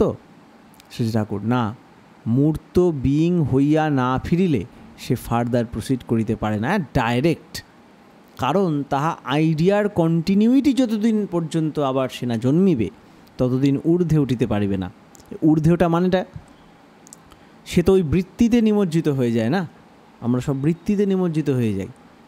আর ওই বৃত্তি থেকে আবার ওই সমবৃত্তি পরায়ণ রেডিও অ্যান্ড রেডিও টিউনিং যখন পাবো, ততদিন আমার ম্যানিফেস্টেশন আসবে না আমার ফিজিক্যালিটির। আর আমি ম্যানিফেস্টেড না হলে আমি আরও নতুন নতুন বৃত্তি জেনারেট করে আরও হায়ার বৃত্তিতে অফ হতে পারবো না। এই higher and higher and higher and higher, মানে হায়ার বলতে মোর ফুলফিলিং বৃত্তি, আরও ভালো বৃত্তি, আরও পূর্ণ বৃত্তি, আরও পবিত্র বৃত্তির মধ্যে যদি আমি সঞ্চারিত না হতে থাকি, বা এই বৃত্তিটাকে বলা যায় সার্থক বৃত্তি, যে বৃত্তিগুলো সার্থক সঙ্গতিপূর্ণ জীবনের সাথে, সত্তার সাথে। হ্যাঁ, তাই ওই বাণীতে আছে, বৃপু হলো সেই বৃত্তি যা বাঁচা বাড়ায় হয় বাধা, ইষ্ট স্বার্থে বৃত্তিগুলি বৃত্তি হলেও কাটায় ধাঁধা। তখন কিন্তু বৃত্তির ওই উচ্চ বৃত্তিগুলো নিম্ন বৃত্তির মুক্তির কারণ হয়ে দাঁড়ায়। তাহলে আমি যতক্ষণ না ফিজিক্যালিটিতে এসে, কারণ ফিজিক্যালিটিতে এসে আমার একটা অন্তত ফ্রি উইলের একটা সেন্স আছে, আমি কিছু কর্ম জেনারেট করতে পারি, কর্মফল, কার্মিক মেমোরি জেনারেট করতে পারি, আর সেই কার্মিক মেমোরি আমার অন্তকালের স্মৃতি হয়ে আমাকে উচ্চভাবে অফ করে। না হলে আমাকে উচ্চভাবে অফ করবে না, আমার ঊর্ধ্বগতি বলে সবকে ফালতু হবেই না। তাই আইডিয়ার কন্টিনিউটি করার জন্য একমাত্র হিউম্যান বডিটা ওইভাবেই ওই জন্য বানানো। তাই জন্য দেবদেবতারাও যতই উচ্চ বৃত্তিতে থাকুক না কেন, তাদের যদি নতুন কর্ম জেনারেট করতে হয়, নতুন বড়সড় কিছু চেঞ্জ আনতে হয় তাদের জীবনী শক্তিতে, তাহলে তাদের কিছু কর্ম করা প্রয়োজন হয়। সে কর্ম তাদের মানুষে এসে করতে হয়, তাই তারাও মনুষ্য জন্মের জন্য হাঁপায়। আর মানুষ লাইফে যতটা ভালো স্ট্রং কর্ম করতে পারে, কর্ম মানে কিন্তু জাস্ট অ্যাকশান অ্যান্ড অ্যাকশানের ফল, কর্মফল, মানুষ লেভেলে যে কর্মফল জেনারেট করতে পারে, সেই কর্মফলটা কিন্তু অন্য অ্যানিম্যালরা অতটা পারে না। তাদের 99% কিন্তু থাকে, প্রবৃত্তি তাড়িত প্রবৃত্তি দ্বারা নিয়ন্ত্রিত থাকে, এবং ওটা থাকে, যদি সে প্রভুভক্ত হয়, তখন কিন্তু সে তার ওই বৃত্তির ঊর্ধ্বে গিয়ে কিছু কিছু ডিসিশান নিতে পারে, বা লাভ, ইন্টেন্স লাভ যদি জেনারেট করে। হরিণ টরিণের বহুত গল্প আছে ওরকম। তখন একটা অদ্ভুত ও আননোন, একটা অদ্ভুত আনপ্রেসিডেন্টেড ও ডিসিশান নেয়। তখন প্রকৃতিও মানে চমকে যায় যে কী করছে। একটা ডলফিন তখন যেটা করার, ও চলে যাচ্ছিল ফ্যামিলি নিয়ে, ফট করে ফিরে এসে ওকে বাঁচিয়ে দিয়ে গেল। এই যে ও হয়, হ্যাঁ, একটা কুকুর লাফিয়ে নিজেকে বাঁচাবে কোথায় তা না, ওটা প্রভুর জন্য গুলি খেয়ে গেল, হয়, কিন্তু খুব কম। একটা হরিণ নিজেকে ছেড়ে দিল, নিজের বাচ্চাকে বাঁচতে দিল, এর মধ্যে হালকা স্বার্থ আছে, বাট তাও এগুলো কিন্তু তার একটা হায়ার কর্ম হয় না তা না, হয়, কিন্তু মানুষের মতো হয় না। মানুষ নিজের লাইফকে living hell and living heaven বানিয়ে নিতে পারে। ঠাকুর বলছেন, স্বপ্নে মানুষ ঘোড়ায় চড়িয়া বেড়ায়, স্বপ্ন ভাঙিলে তবে নতুন বস্তুর সন্ধান পায়। যতক্ষণ সে স্বপ্ন চলে, ঘোড়ায় চড়িয়া বেড়ানোর পারিপার্শ্বিক লইয়া যাহা তাহাই চলিতে থাকে। যতক্ষণ অন্য অবস্থা তাহাকে না ব্যাহত করিতেছে, ততক্ষণ আর অন্য রকমের অবস্থা আসা যায় না। তাই তাহা ভাঙিলে তবে অন্য বস্তুর সংঘাতে অবস্থার প্রাপ্ত হয় এবং অবস্থান্তরে প্রসিড করিতে পারে। সহজ ব্যাপার। স্বপ্নের মধ্যে যে ডেটা আছে মাথা, ওই ডেটা নিয়েই না আমি স্বপ্ন দেখি। এখানে এসে আমি নতুন নতুন সন্ধান পাই, নতুন নতুন অ্যাকশান করতে পারি, কারণ জানা ওখানে সীমিত। ওখানে আমার জানা নিয়েই মেমোরি রিকালেকশান হচ্ছে। মানে আমার কম্পিউটারে যদি ইন্টারনেট কানেকশান অফ থাকে, কম্পিউটারে যা আছে আমি ওই নিয়েই ওই সিনেমাই দেখতে পারি, যতক্ষণ না নেট থেকে নতুন সিনেমা ডাউনলোড করছি। জানার ক্রমান্তর অনুযায়ী জ্ঞানের ক্রমোন্নতি হয় এবং পরবর্তী জানাতেই পূর্ববর্তীর সম্যক উপলব্ধি হয়, আর সেই হিসাবেই মানুষের জানার জগতেরও বিস্তৃতি লাভ ঘটে। যেমন সলিড, লিকুইড, গ্যাসিয়াস, অ্যাটমিক এবং ইলেকট্রনিক পদার্থ আছে। সলিডের প্রকৃত জ্ঞান তখন জন্মে যখন লিকুইডকে আমরা জানি। সেইরূপ গ্যাসিয়াস জিনিস জানিলেই সলিড লিকুইডকে প্রকৃত জানা যায়। তেমনি সৃষ্টি ও জগৎকে জানারও নানা জাতীয় স্তর আছে। নির্বিকল্প সমাধি আছে, বৈষ্ণবেরা বলেন পরম ধাম, বৌদ্ধেরা বলেন নির্বাণ, এইরূপ নানা জাতীয় স্তর আছে।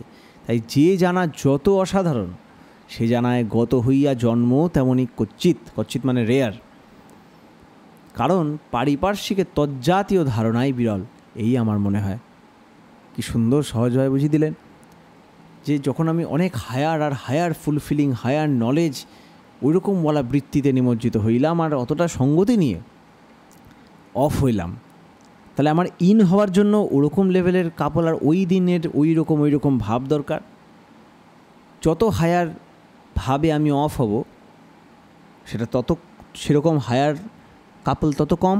কাপল হলেও হবে না, সেই দিনের ভাব, সেই দিনের দিন, সেদিনের ওয়েদার, সেদিনের মানুষ, তাদের মানসিক পরিবেশ ইত্যাদি অনেক কিছু ম্যাটার করছে। তো ওটাও তাই তত রেয়ার। তাই যত হায়ার সোল বলে ওয়ার্ডটা ইউজ করে সবাই, কেমন হাসি পায়, বাট তাও এটাই ইউজ হচ্ছে যখন এটাই বলতে হয়। সেরকম হায়ার সোল সেরকম রেয়ার, কারণ তারা ওই সমজাতীয় আছে তো, রয়েছে সবসময় অ্যাভেলেবেল, সবসময় সব জায়গায় অ্যাভেলেবেল রয়েছে হায়ার সোল, কিন্তু জন্মাতে পারছে না, কারণ পারিপার্শ্বিকের তজ্জাতীয় ধারণাই বিরল। আমরা তজ্জাতীয় ধারণা যখন আমরা এই যে আজ ক্লাস করছি, সৎসঙ্গ করি, ঠাকুরের অবিকৃত ভাবধারা, তাই এখানে অবিকৃত ভাবধারারও তো ইম্পর্টেন্স। বিকৃত ভাবধারা ওই হাইন্ডসাইটে কী ভাব আমরা পোষণ করছি আমরাও জানি না। জানি, যারা জানে তাদের তো বার্তাই দেওয়া হবে না। তো এমন গড়বড় আমরা করে বসছি যে গড়বড়গুলো কোনো ফলই হবে না। আর ঠাকুরের তজ্জাতীয় ভাব যখন আমরা ইন্টেন্সলি প্রমোট করি, তখন আমরা ওই ইনিং পজিশানগুলো স্ট্রং করি, তাতে আরও হায়ার বিং আসতে বাধ্য। আজ নয় কাল নয় পরশু। এর মধ্যে বর্ণাশ্রমের একটা বিশাল রোল প্লে করছে, কারণ বর্ণাশ্রম অনুযায়ী বিয়ে হলে সাধারণত 99.99999% সাধারণত খারাপ ফল হয় যদি মিল না হয়, আর ভালো ফল হয় যদি মিল হয়। আর মিল হলে তারপরে বাকি সম্ভাবনাগুলো থাকে। তারপরেও যে খেলা শেষ হয়ে গেল তা না, তারপরে বাকি সম্ভাবনাগুলো থাকে। কিন্তু যত দিন যাবে এই বর্ণাশ্রম বর্ণাশ্রমের এফেক্ট তত ডাইলিউট হবে, কারণ তত তো ভাব মাপ গড়বড় হয়ে যাচ্ছে না।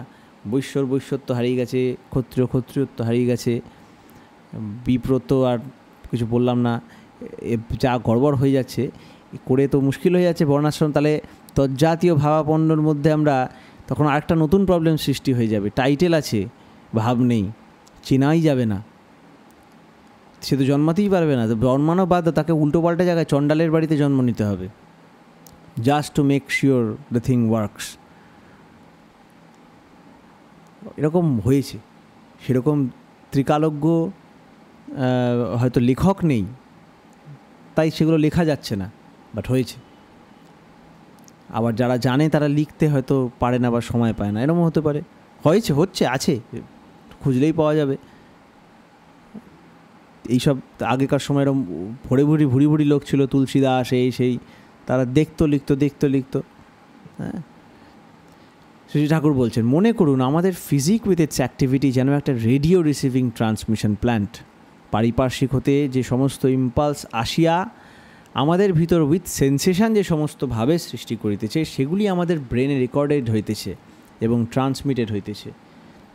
আর ইহা প্রতিনিয়ত সবসময় মৃত্যুর সময় কোনোভাবে মুহ্যমান হইয়া অন্য পারিপার্শ্বিকের সহিত যে মুহূর্তে সম্বন্ধচ্যুত হইল, সেই মুহূর্তেই এই মেকানিজম ভাঙিয়া সেই বিশেষভাবে পর্যবসিত হইয়া একটা সাটলার প্লেনে তরঙ্গরূপে ট্রান্সমিটেড হইয়া গেল। এটা একটা সিম্পল সায়েন্স। আর সাটলার প্লেন মানে সূক্ষ্মতর বৃত্তি। আবার পারিপার্শ্বিকের প্রত্যেক ইন্ডিভিজুয়ালের ভিতরই মনে করুন রিসিভিং প্ল্যান্ট আছে। আর আমাদের ভিতর কমপ্লেক্সগুলি যা আছে সেগুলি মনে করুন ক্রিস্টাল।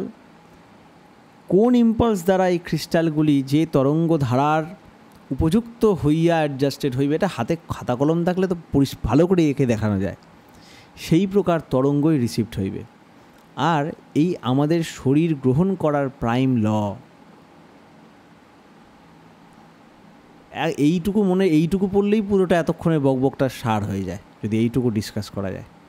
এই মনে করুন থেকে এই অবধি। যেমন ইথার একটি সূক্ষ্ম উপাদান।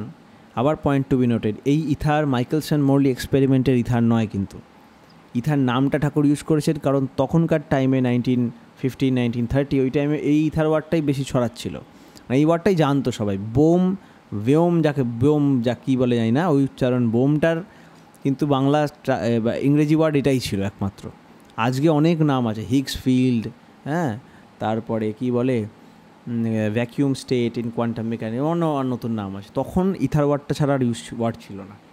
তবে এই ইথার কিন্তু মাইকেলসন মরলি স্পেশাল রিলেটিভিটির ইথার নয়। আর তার ঢেউয়ের মধ্যে আছে ইথার কণাগুলি। এই যে তাহলে ইথার কণাগুলি ওই মাইকেলসন মরলি ইন্টারফেরোমিটারের কোনো কণার অ্যাসপেক্টই নেই। এই ইথার কণা আছে হিগস ফিল্ডে, ঈশ্বর কণা টণা যেগুলো হয়েছিল। ইথার কণাগুলি একটা বিশেষ রকমের কম্পনের কন্টিনিউইটি, হ্যাঁ, হিগস ফিল্ড। যাই হোক, এটা নিয়ে যারা স্পেসিফিক্যালি এটা নিয়ে ইন্টারেস্টেড তাদের সাথে সেটা নিয়ে কথা বলা যায় পরে। মরার পর আমরা যাহা থাকি তাহাও ভাব জগতের একটা ঢেউয়ের কন্টিনিউইটি। ইথার কণাগুলি আর ইথারের ঢেউয়ের যে প্রভেদ, মূল সূক্ষ্ম উপাদান ও আমাদের মৃত্যুর পরের অবস্থারও সেইরূপই প্রভেদ। প্রশ্ন, এই নিয়ম জন্ম মৃত্যুর এই গুরু রহস্য জানা গেল কি করিয়া? আপনি জানলেন কি করে? এবার আসছে ঠাকুর চ্যাপ্টার 2 এর কথা বলছেন। ঠাকুর চ্যাপ্টার 2 এর কথা আবার ফিরে আসছেন। পূর্বে বলিয়াছে বলতে চ্যাপ্টার 2, জানা মানেই আমাদের বৃত্তিগুলির একে সার্থক হওয়া। না, এটা চ্যাপ্টার 3 বোধ হয়। আমার ভালো মন্দ যাহা কিছু আছে তাহা দ্বারাও কাহাকে ফুলফিল করিয়া সার্থক হওয়াই যেন আমার জীবন। হ্যাঁ, চ্যাপ্টার 3 এখানেই আছে। আমার ভালো মন্দ যাহা কিছু আছে তাহা দ্বারা কাহাকেও ফুলফিল করিয়া সার্থক হব আমি, এটাই যেন আমার জীবনের মিশন। এটাই প্রকৃতির ল। আর এই করিতে গেলেই যাহা করিতে হয় তাহাই সাধনা। এই সাধনা হইতেই আমাদের মস্তিষ্কের কোষগুলি মোর সেন্সিটিভ ও রিসেপটিভ হইয়া ওঠে। তা হতেই ফাইনার ইম্পালসগুলি আমাদের সেন্সেশনের জুরিসডিকশনে আসিয়া উপস্থিত হয়। আর এই প্রকারেই আমরা জানি। এই জানিটা ডবল ইনভাইটেড কমা হবে, এটাই জানা, সো কল্ড। পুরো জানা মানে আমাদের বৃত্তিগুলি একে সার্থক হওয়া। যাই হোক, এটা নিয়ে একটু আপনারা ভেবে নেবেন ব্যাপারটাকে। হ্যাঁ, অনেকবার বলেছি, তবে এটা একটু ভাবতে হবে। তাহলেই বুঝতে পারি ইম্পালসগুলি কেমনভাবে রিসিভড হয় আর কেমনভাবে ট্রান্সমিটেড হয়। আমাদের আবার জন্ম হয় কেমন করিয়া? ঠাকুরের পূর্বেই বলিয়াছি, ওয়্যারলেস টেলিভিশনের এই কী সুন্দর প্রশ্ন করতে জানে কেষ্টদা, এই করে করে কিন্তু একটা রিভিশন দিচ্ছেন। চ্যাটজিপিটিতে আনসার জিজ্ঞেস করে লাস্টে বলে একটা সামারি দেয়, ঠাকুরকে দিয়েই সামারি বার করাচ্ছেন কেষ্টদা, আবার কেষ্টদাকেও প্রশ্ন ঠাকুরই করাচ্ছেন। অদ্ভুত এই লীলা, পার্শ্বদ নিয়ে আসে এই জন্য। শ্রী ঠাকুর পূর্বেই বলিয়াছি, ওয়্যারলেস টেলিভিশনের মতো আমাদের পারিপার্শ্বিকের ক্রিয়া এবং প্রতিক্রিয়া, এই জন্য এখন ঠাকুর শর্টে দিচ্ছে এখন সামারি করে, আমাদের পারিপার্শ্বিকের ক্রিয়া এবং প্রতিক্রিয়া দ্বারা আমাদের মস্তিষ্কে সাইকিক্যাল এমনতর অ্যারেঞ্জমেন্ট হয়, সেটা যেমনতর তরঙ্গকে ধরিতে পারে তেমনতর বিং ফিজিক্যালাইজড হয়। হ্যাঁ, এই যে এখানে আছে, কোথায় গেল? হ্যাঁ, এই যে একটা প্রশ্ন, আপনি মৃত্যুর পরের আকাশস্থ নিরালম্ব বায়ুভূত নিরাশ্রয় যে অবস্থার কথা বলেছেন, সে অবস্থার এক্সিস্টেন্স তো নন এক্সিস্টেন্সেরই সামিল, আমরা তো বুঝতেই পারি না। তবে অমরতা অমৃতত্ব লাভ এই কথাগুলি কি প্রলাপ না কবির উচ্ছ্বাস? ঠাকুর বলছেন কবির উচ্ছ্বাস কি? ভাবতে ইচ্ছা করে, যদিও ডিরেক্ট কোনো এভিডেন্স পাওয়া যায় না, ভাবাই ভালো। এই ডিরেক্ট কোনো এভিডেন্স পাওয়া যায় না আমাদের লেভেলে, বলছে আজকে কিন্তু অনেক পাওয়া গেছে। হ্যাঁ, আজকে অনেক পাওয়া গেছে এর প্রমাণ। হ্যাঁ, এই যে উপনিষদে আছে যে ইহ চেদ বেদি তথ সত্যমস্তি, তাও ভাবা ভালো, বিনষ্টর কথা আমরা চিন্তা করতে পারি না। হ্যাঁ, এই যে বিবেকানন্দের একটা কবিতা ছিল, খুব কঠিন কঠিন কবিতা হয়, শুনেছি, মৃত্যু চায় সেও যে পাগল, অমৃতত্ব বৃথা কিঞ্চন। হ্যাঁ, তা অমর হতে ইচ্ছা করে, তবে আমরা মরি কেন? ঠাকুর বলছেন মরতে মরতে যদি অমৃতত্ব পাওয়া যায়। এই কথাটার মধ্যে হাসি পাবে লোকের। মৃত্যুর চিন্তাই মানুষকে মৃত্যুর ভিতর নিয়ে আসে, রিপেলড অ্যাটাচমেন্ট মৃত্যুকে আলিঙ্গন করিতে হাত বাড়ায়। তাই পাওয়ার আশা না রেখে ভালোবাসাই অমৃতের সহযাত্রী। এত ফিলোসফি করে সহজ পথেই চলে আসলো, করিষ্যে বচনং তব। মরতে মরতে অমৃতত্ব মানে এই যে হায়ার অ্যান্ড হায়ার বিইংয়ে ইভলভড হওয়া, হায়ার অ্যান্ড হায়ার বৃত্তিতে নিমজ্জিত হইয়াও যদি আমি অমৃত পাই। তাই ঠাকুরকে আমরা প্রার্থনা করি, প্রার্থনায় আমাদের আছে, হ্যাঁ, প্রার্থনায় আছে আমাদের যে এই মৃত্যুর মধ্যে দিয়েও যেন আমরা অমৃতকে গ্রহণ করতে পারি। এরকম একটা আছে না আমাদের আর্য সন্ধ্যায়, তা ওই যে আমাদের যাহা হইতে মৃত্যু দিয়ে আছে আমাদের আর্য সন্ধ্যায়, মনে পড়ে না বারবার। তো ওর পরে আমরা তাই ওটা করতে চাই, মরার মধ্যে। হ্যাঁ, শুনতে পেলাম না, কি বললো কিছু? হ্যালো, প্রশ্ন থাকলে করতে পারো যখন খুশি। হ্যাঁ, তো মৃত্যুর মধ্যে দিয়ে আমরা, আমার মনে হয় কেউ আমাকে মনে করিয়ে দিচ্ছিল লাইনটা, বলতে পারো মনে করিয়ে, তো ভুলে গেছি, আমার পরপর করলে মনে থাকে, নাহলে মৃত্যু যাহার মধ্যে দিয়ে কি ভুলে গেছি। হ্যাঁ, তো যাই হোক, তো প্রশ্ন, তারপরে নেক্সট প্রশ্ন করলো, হ্যাঁ, রিপেলড অ্যাটাচমেন্ট মৃত্যুকে আলিঙ্গন করি। মৃত্যু যিনি জীবের জীবনের মৃত্যুর আপলাপ করিয়া স্থায়িত্বকে নিঃশেষ করিয়া দেন, আমি তাহাকেও নমস্কার করিতেছি, যেন তাহা হইতেও অমৃত বহন করিতে পারি। সর্ব ও প্রত্যেকের ভিতর ওটা অন্য ওইটুকু অমৃত বহন করিতে পারি, তাই এইটার কথাই বলছিলাম। তো ওখানে এটা পাওয়া যায়। এখন আমার প্রশ্ন ছিল যে কী ব্যাপার, মৃত্যুর মধ্যে দিয়ে কি অমৃত পাই বা কি, মৃত্যুটা, এ কথাটা কেমন কথা? আমাকে যদি কেউ বলে তোমায় লস দেব, তখন আমি যদি বলি এই লসের মধ্যে দিয়েও যেন আমার লাভ হয়, এবার কীরকম কথা? হ্যাঁ, অভিজ্ঞতা, এরকম অনেক কিছু হতে পারে। তো মৃত্যুর মধ্যে দিয়ে, এখন লসের পর অভিজ্ঞতাটা হয়তো আমি নোটে দেখতে পারবো না, কিন্তু মৃত্যুর মধ্যে দিয়ে অভিজ্ঞতাটা আমি বৃত্তিতে দেখতে পাবো, জীবনে দেখতে পাবো, নেক্সট জন্মে দেখতে পাবো। তাই সব কিছু যাই হোক না কেন, স্মৃতিবাহী চেতনা একটা ইম্পর্টেন্ট অ্যাসপেক্ট হয়ে যাচ্ছে। আর স্মৃতিবাহী চেতনার বিউটি হচ্ছে, সেই স্মৃতিবাহী চেতনা যদি ইষ্টে সার্থক সঙ্গতি সূত্র পরায়ণ হয়, তাহলে সে অটোমেটিক একটা এলিভেটেড সোল। এলিভেটেড না হলে ঠাকুরের লাইনে মানে ঠাকুরের সাধন ভজন কর্নেওয়ালা লাইফে ওসব হওয়া যায় না, সেই তোমার লেজ ধরে নামিয়ে দেবে। রিপেলড অ্যাটাচমেন্ট মৃত্যুকে আলিঙ্গন করতে হাত বাড়ায়। রিপেলড অ্যাটাচমেন্ট মানে রিপালশান।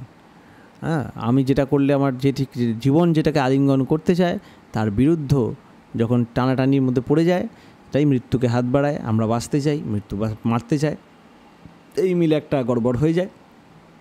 ফর এক্সাম্পল, অনেক এক্সাম্পল দেওয়া যায় এটা নিয়ে। যেমন আমি চাই ভালো, বলছি আমি বাঁচতে চাই, আমি জান্নাত চাই, হ্যান চাই, ত্যান চাই, কিন্তু আমার অ্যাটাচমেন্ট এমন ভুলভাল হয়ে গেছে, এমনভাবে আমি নিজের বৃত্তি রচনা করতে করতে এগিয়ে যাচ্ছি যেটা ক্রমে মৃত্যুরই কারণ হয়ে দাঁড়াচ্ছে এবং পারিপার্শ্বিক সহ সবার ডাউনফলেরই কারণ হয়ে যাচ্ছে। ধরো আজমাল কাসাব মারা গেল, কতজনের হেট্রেড নিয়ে মরল বলো তো। তো জান্নাত তো দূর থাক, কোথায় যাবে ভগবান জানে। ও যদি রিপেন্টও করে ওর অবস্থা খুব টাইট। আরেকটা জিনিস, এটা একটা জিনিস বলা দরকার ছিল আগে, যে ঠাকুর বললেন না যে ভাব নিয়ে হারায় সে ভাব নিয়ে আসে। ওর জন্য যারা সুইসাইড করে তাদের বহুত রিস্ক আছে। কারণ ঠিক যেই ভাবগুলো মাথার মধ্যে অ্যাওয়েকেন্ড হয় নিজের সত্তাকে ক্ষতি করার জন্য। কিছু বললে? হ্যালো হ্যালো, ও ঠিক আছে ঠিক আছে। তো কী বলছিলাম যেন, হ্যাঁ, তো সুইসাইড করলে যেটা হয়, যে ভাব নিয়ে আউট হয়, সাধারণত কোনো মা বাবা ওই রকমভাবে ভাব নিয়ে ইউনাইটেড হয় না সুইসাইডওয়ালা ভাব নিয়ে। কারণ তখন একটা জীবন দায়ী, একটা তখন নেক্সট জেনারেশনকে পাস করার একটা জিনরা ওই নিয়ে ভাবছে। আর সুইসাইড যখন হয় তখন এই জীবনটা নষ্ট করার ভাব নিয়ে ভয়ঙ্কর নেগেটিভ ভাবছে নিজেকে নিয়ে, আর যাহা নিয়ে নিজে হয়েছে সেটা নিয়ে। তো বহুত প্রবলেম হয়ে যায় তখন ওটা কিন্তু প্রবলেম্যাটিক হয়ে যায়। দুটোর মিল ওই লেভেলের তখন হয়ে যায় কি, তখন যখন দেখা যায় খুবই বলতেই আমার গা হাত পা করছে, সেটা হচ্ছে যেখানে ধরো খুব ওই যে রেপিস্টের ব্যাপার স্যাপার হয় ওইরকম হয়, এবং সেটাও যে কন্ট্রোলড এনভায়রনমেন্ট না, সেটাও হচ্ছে খুব খুব খুব নৃশংস ঘটনার মধ্যে দিয়ে ওইরকম ঘটনা ঘটে। সেখানে যদি কোনো অফস্প্রিং হয় সেখানে একটা চান্স হলেও হতে পারে, ঠিক আছে, যদি আমি থিওরি দিয়ে যাই। হ্যাঁ, এবং এটা হয়েওছে এক সময়, বোধহয় আমাদের আশেপাশেই হয়েছে, যখন বাংলাদেশ ফ্রন্টে যখন ওইটা হচ্ছিল, তখন এরকম একটা সিনেমা আছে চিলড্রেন অফ ওয়ার, সরি, ভালো করে আমি দেখতেও পাইনি, নিতে পারিনি, একেবারেই বমি পাচ্ছে এখন ভাবলে আমার। তো ওই সময় যে হয়, তখন ওরা এরকম ম্যাসিভ হিউম্যান প্রোডাকশান, হিন্দু মেয়েদের মাধ্যমে মুসলমান ছেলেদের প্রোডাকশান এরকম একটা করতে চেয়েছিল। তো ওই ধরনের আর যখন বাচ্চা করাতেই হবে ওদের, এরকম একটা বিচ্ছিরি রকমের নৃশংসতম এরকম একটা ফালতু ওই জায়গায় তাদের জন্মাতে হয়। তাহলে বুঝতেই পারছেন সুইসাইড কত ডেঞ্জারাস জিনিস। আর সবচেয়ে বড় কথা, মানুষেও নাও জন্মাতে, মানুষেও ওই রকমই হবে, কারণ অ্যানিমালদেরও ওই রকম বৃত্তি নেই। অ্যানিমালরাও যখন ইউনাইটেড হয় তখন অন্তত একটা জীবনীয়তে হবে বলে একটা এরম নিয়ে আসে, কিন্তু খুব পেইনফুল। তাই সুইসাইড কখনো করতে নেই। হ্যাঁ, কারণ সুইসাইড যে ভাবে মরে গেলে ভালো হয়, হ্যান ত্যান, ও মরি না, জানি না বলে মরাটা কী। তাই এখানে একজন প্রশ্ন করেছিল অনেক আগে, বেদান্ত পড়ার নেওয়ালা কেউ একজন প্রশ্ন করেছিল যে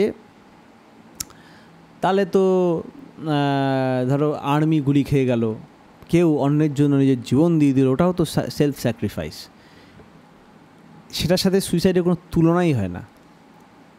বুঝতে হবে এটা ফিজিক্যাল ঘটনা না, এটা তো মেন্টাল লেভেলে, সাইকিক অ্যান্ড সাইকোফিজিক্যাল লেভেলে চলছে। ওর ওখানে কী ভাব চলছে, ওর ওখানে একটা অশেষ পূর্ণ করার একটা প্রবোধনা চলছে মনের মধ্যে। আমি তাকে বাঁচাচ্ছি, আর নিজের থেকে বিয়ন্ডই একটা আরও বড় লাইফকে দিচ্ছে। আর সে মরতে চায় না, সে চায় আর অপশান নেই, লাস্ট অপশান সেখানে যদি তাকে বাঁচাতে গিয়ে আমার জীবন চলে যায় তো যাক, সেখানে তার একটা এলিভেটেড সোলে জন্মানোরই সম্ভাবনা বেশি। তাই বলে আর্মি বা যারা দেশের জন্য প্রাণ দেয়, সে এনিমির দিকে হোক আর এর দিকে হোক, সে যদি সত্যিকার নিজের দেশের জন্য লড়তে প্রাণ দেয় তাহলে সে স্বর্গলাভ হয়। এটা এই জন্য এই কনসেপ্টটা এসে গেছে। ধর্মক্ষেত্রে কুরুক্ষেত্রে সমবেতা যুযুৎসবাহ যে ছিল, কুরুক বলেছিল কুরুক্ষেত্রে যেই মরবে সেই কিন্তু স্বর্গপ্রাপ্ত হবে। এটা কিন্তু কৃষ্ণ কোনো জাদু করে রাখেনি কুরুক্ষেত্রের ফিল্ডে, এটা ল, বিধি। কারণ যারাই লড়ছে তারা জেনে বুঝে লড়ছে এবং তারা নিজের ফ্যামিলিকে সাপোর্ট, নিজের ওই দেশকে সাপোর্ট করার জন্য লড়ছে। হ্যাঁ, ওর মধ্যে অনেক ছোটোখাটো অনেক রকমের ইয়ে আছে, কিন্তু মূলত তারা সেলফ স্যাক্রিফাইস যারা করছে তারা তাদের একটা একটু হলেও বিয়ন্ড মাই সেলফ একটা এরকম বোধ আছে, যেটা অস্বীকার করা যাবে না। তাই সুইসাইডের ওটাকে গোলানো যায় না। প্রশ্ন, কোনো একটা কিছু চিন্তায় লেগে থাকলে তো দেখতে পাই আমাদের ব্যক্তিত্বের প্রসার হয়। মৃত্যুর সময় যদি সব ভাব ভেঙে এক ভাব হয়, তবে তাদের প্রসারত্বের বোধ না হয়ে আমার আমিত্বের সংকোচ হবে কেন? এ ভাই বহুত কমপ্লেক্স প্রশ্ন। বৃত্তি মানে এমন একটা কম্পার্টমেন্ট যার ভিতর আরেকটা বৃত্তি, এই তো পারফেক্ট, যার ভিতর আরেকটা বৃত্তি ঢুকতে পারে না বা যার সঙ্গে আরেকটার সামঞ্জস্য নেই, কমপ্লেক্স। আগের দিন মনে করুন আমরা এটা নিয়ে আলোচনা করছিলাম যে বৃত্তি যেন একটা গোলক, একটা স্ফিয়ার, একটার সাথে একটা সম্পর্ক নেই, তাই তো অসঙ্গত, তাই তো কমপ্লেক্স। মৃত্যুর সময় শ্যালো বৃত্তিগুলি আস্তে আস্তে একটার পর একটা ভ্যানিশড হয়। শ্যালো মানে যেগুলো নতুন নতুন সবে গড়া বৃত্তি, যেমন আমি এই একটা সিনেমাটা ফালতু, একটা শ্যালো বৃত্তি তৈরি হলো, একটা সিনেমাটা ফালতু বলে আমার মনে হলো পট করে এই একটারটাই বেকার, এটা একটা শ্যালো বৃত্তি। কিন্তু শ্যালো বৃত্তির এই লাইফে কিন্তু এফেক্ট আছে।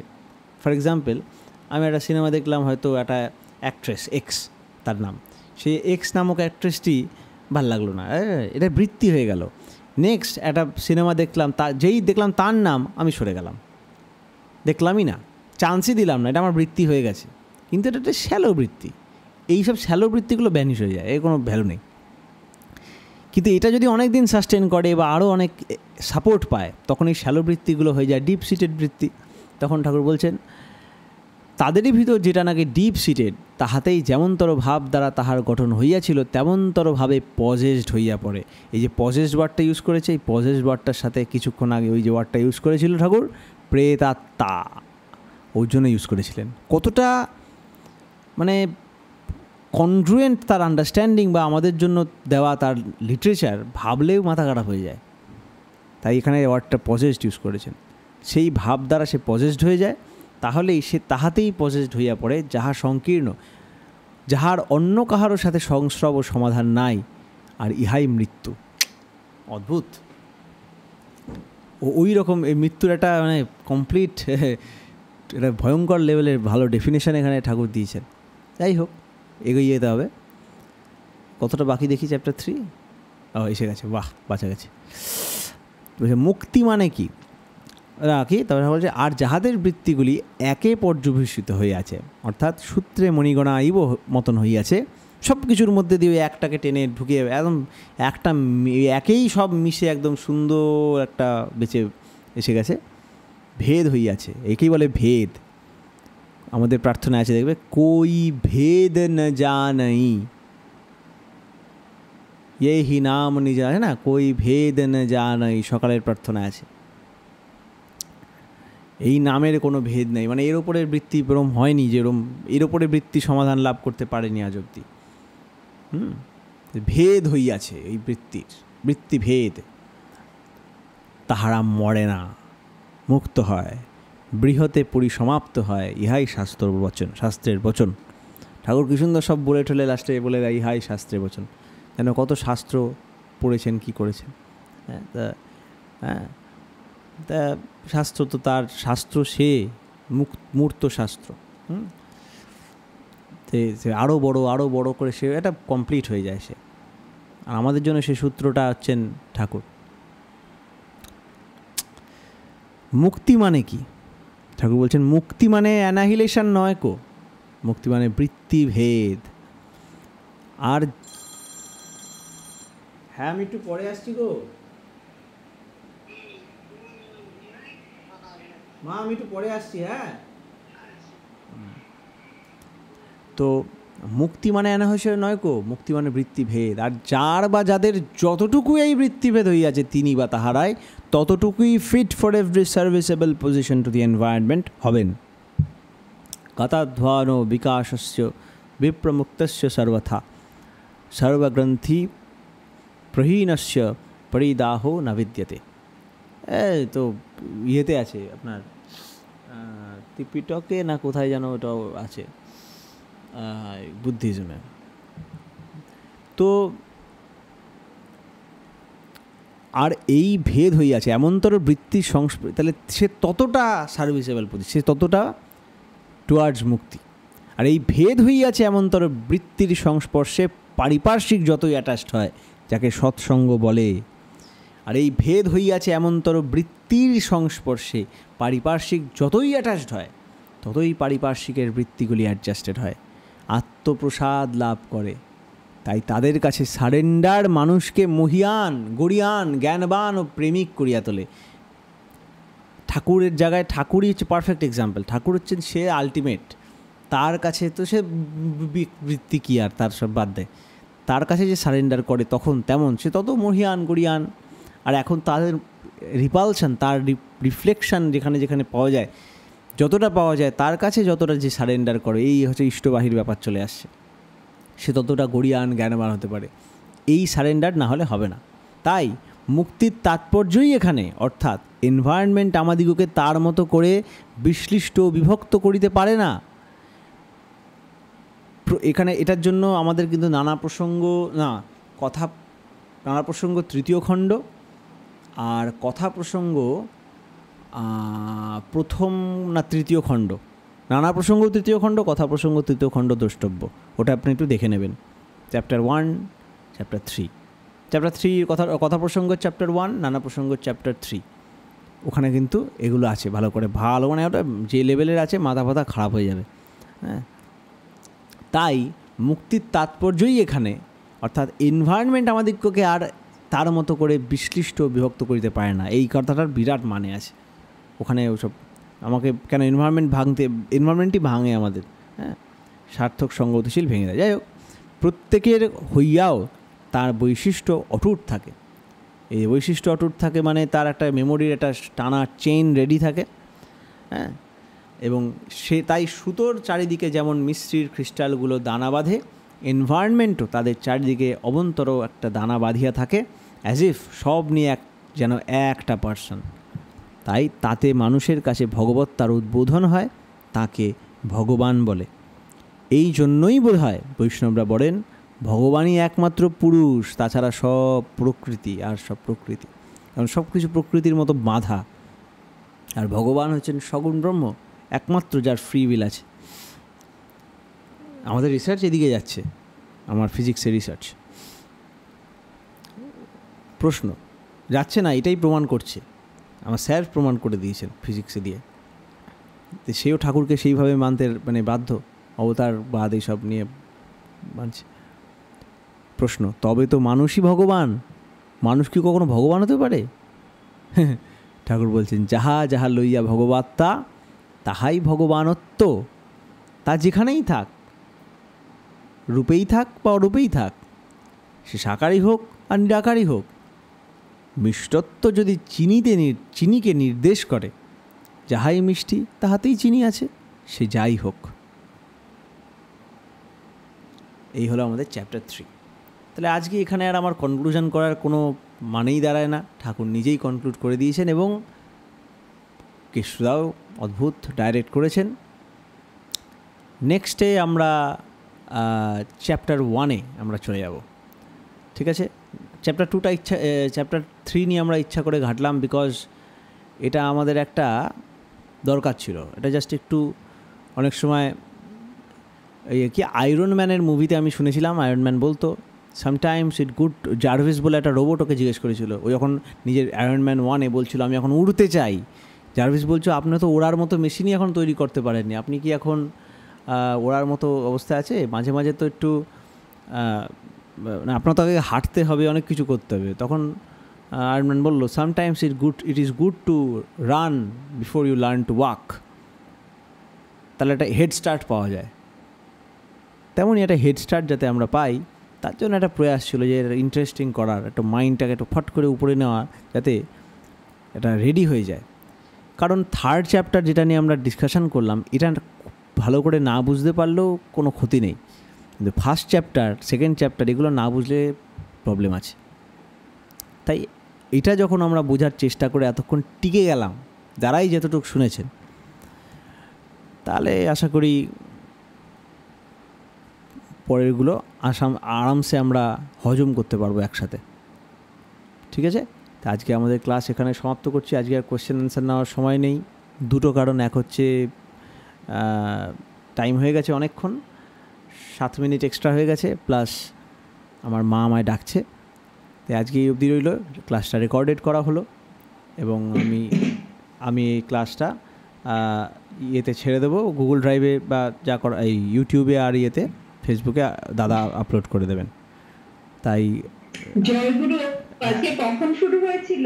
ও মা, আজকে এই 9:30 নাগাদ শুরু হয়েছিল গো। ও আমি পেয়েছি পরে। আমি জানি, আসলে আমাদের গ্রুপে ছোট্ট করে লিঙ্কটা দেওয়া হয়েছিল, তো আমি ওই ইন্ডিভিজুয়াল লিঙ্ক যে সবাইকে এটা পাঠাই ব্রডকাস্ট করে, ওটা আমার পাঠানো হয় না। আমাদের মাস্টার উইদিন কমিউনিটি বলে একটা গ্রুপ আছে, হ্যাঁ তুমি আছো মেম্বার, ওইখানে লক্ষ্য রাখবে, ওখানে চলে আসে। আর আমি একটা জিনিস লক্ষ্য করেছি, খুব সাজিয়ে গুছিয়ে পোস্ট না দিলে লোকের চোখে পড়ে না।